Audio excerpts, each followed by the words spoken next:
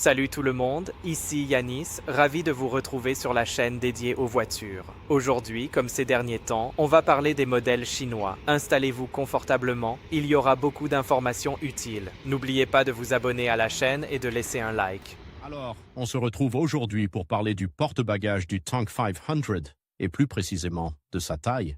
Parce que oui, la taille, ça compte, surtout quand on parle de capacité de chargement. On va donc décortiquer ensemble les dimensions et le volume de ce coffre, un élément crucial pour ceux qui envisagent des escapades, en pleine nature ou des voyages chargés. Commençons par les dimensions. On va mesurer ça ensemble à l'aide de notre mètre ruban. La longueur du coffre est d'environ 150 cm, la largeur est d'environ 100 cm, et la profondeur, c'est là que ça devient intéressant, varie selon la configuration des sièges arrière. Siège rabattu, on atteint une profondeur impressionnante de presque 200 cm, offrant un volume de chargement colossal. Siège relevé, on perd un peu en profondeur, mais on garde tout de même un espace conséquent, suffisant pour transporter un équipement, conséquent pour un week-end ou même une semaine de voyage. On va vous montrer tout ça en détail, avec des plans rapprochés pour que vous puissiez bien visualiser l'espace disponible. N'hésitez pas à comparer ces dimensions avec celles de vos autres véhicules. Vous serez surpris de la différence. Ensuite, parlons des caractéristiques du coffre lui-même. On va observer la qualité des matériaux, la robustesse de la structure et la présence éventuelle de points d'ancrage pour sécuriser vos bagages. On va vérifier s'il y a un revêtement de protection au fond du coffre pour éviter les rayures ou les dommages à vos affaires. On va aussi parler de l'accès au coffre, de la facilité d'ouverture et de fermeture, et de la présence éventuelle d'un système d'éclairage intérieur. On ne négligera aucun détail pour vous donner une idée précise de ce que vous pouvez attendre de ce coffre.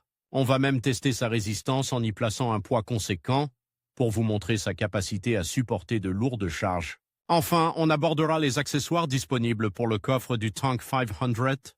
Il existe une multitude d'accessoires qui peuvent optimiser l'espace et la sécurité de vos bagages.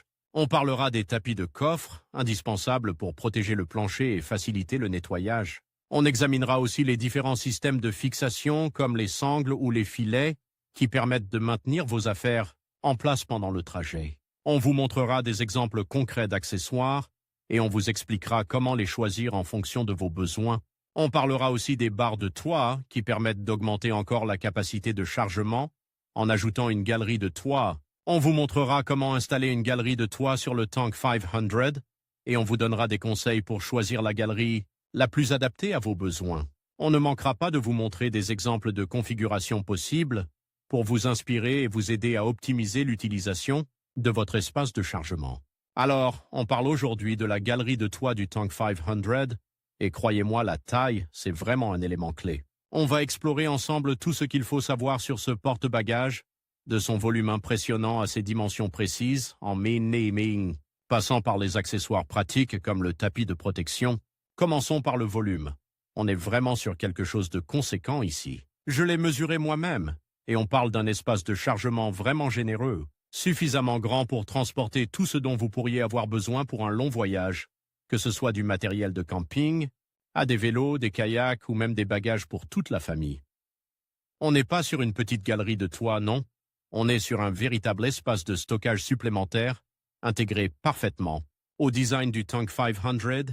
J'ai essayé de charger des choses assez volumineuses, et franchement, j'ai été surpris par sa capacité. On est loin des petites galeries de toit qu'on trouve sur d'autres véhicules. La différence est flagrante, et c'est un vrai plus pour ce SUV. Ensuite, parlons des dimensions. C'est crucial car ça va déterminer ce que vous pouvez transporter. Je vous conseille fortement de vérifier les dimensions exactes sur le site du constructeur ou dans votre manuel d'utilisation car je ne veux pas vous donner de chiffres approximatifs. Mais ce que je peux vous dire, c'est que la longueur est vraiment importante, ce qui permet de transporter des objets longs sans problème. La largeur aussi est généreuse, ce qui offre une grande surface de chargement, et la hauteur, bien sûr, est suffisante pour accueillir des objets encombrants sans qu'ils ne dépassent dangereusement. N'oubliez pas de prendre en compte la hauteur totale du véhicule avec la galerie de toit installée, surtout si vous devez passer sous des passages bas. Et puis, il y a le tapis de protection. Un détail qui peut sembler insignifiant, mais qui est pourtant essentiel. Ce tapis, je vous le dis, il est indispensable. Il protège votre galerie de toit des rayures, des éraflures, et surtout, il empêche vos bagages de glisser pendant le trajet. Imaginez le désastre si vos affaires se baladaient sur la galerie à chaque virage. Avec ce tapis, vous avez une surface stable et sécurisée pour vos effets personnels. C'est un investissement minime pour une tranquillité d'esprit maximale. Je vous le recommande vivement, même si vous ne prévoyez pas de transporter des objets particulièrement lourds ou fragiles. La protection est toujours la bienvenue. Enfin, pensez à bien sécuriser vos bagages sur la galerie de toit. Des sangles robustes sont indispensables pour éviter tout risque de perte ou de dommages pendant vos déplacements. N'hésitez pas à investir dans des sangles de qualité et assurez-vous qu'elles sont correctement attachées avant de prendre la route. La sécurité, c'est primordial. Et n'oubliez pas de vérifier régulièrement que tout est bien en place pendant votre trajet. Voilà, j'espère que cette analyse détaillée de la galerie de toit du Tank 500 vous a été utile. N'hésitez pas à partager vos expériences et vos questions en commentaire.